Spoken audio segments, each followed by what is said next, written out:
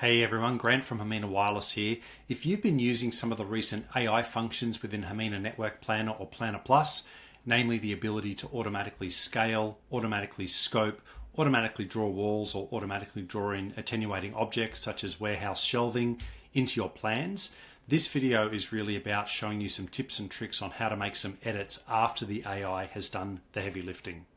So if we flick back into 2D mode here, and we move over to the scoping zone, you can see here, Hamina's already scoped the environment. And so it's basically scoped everything within the warehouse being within scope. Now we can accept that, and I can now select the scope zone. And you can see the boundary is now selected. So basically everything in this gray shaded area is out of scope.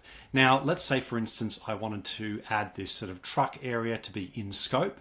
What I can do is, and you'll see that Hamina's mouse cursor automatically snaps to that scope zone, nice and easy.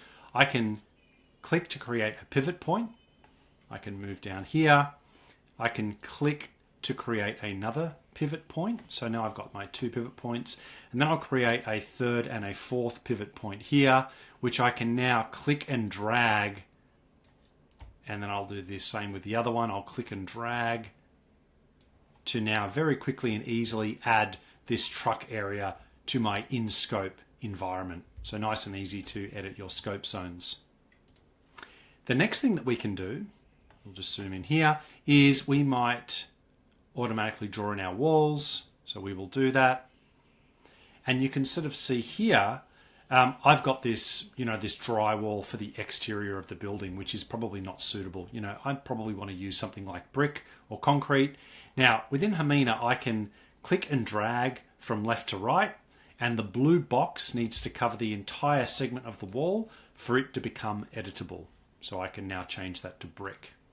If I do the same over here, but I click and drag from right to left, the blue box just needs to touch part of that wall segment for it to now become editable. And so I can again change that all to brick. But you'll see now it's also made some of the interior walls brick as well, which may not be ideal. And the last thing that we can do is we can go into our walls here. We've already selected brick, but I can zoom in and you'll see that again, the mouse cursor snaps to the wall segments. And so basically I can just, left click, click and click, right click to finish, and I can trace over a pre-existing wall that already exists, again, that the AI has already traced in, making that nice and easy. And so when I snap back out and I look at it in 3D, I've got 3 different wall segments that I've all edited in different ways after AI has wall traced those in. And then the last thing that we may want to do for the walls is, this is a 2-story office, but it's pretty sad looking. There's no windows or anything like that. So I might choose a tinted window here. I might zoom in.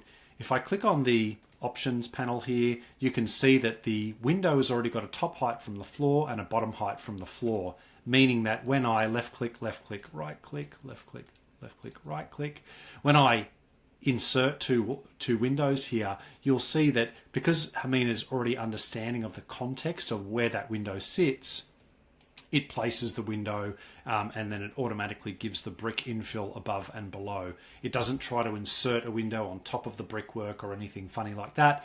And then the last thing that we'll probably want to do here is we will want to automatically draw in our attenuating objects. We'll flick to 3D mode, and now we've got a 22,000 square office that's basically ready for a Wi-Fi design.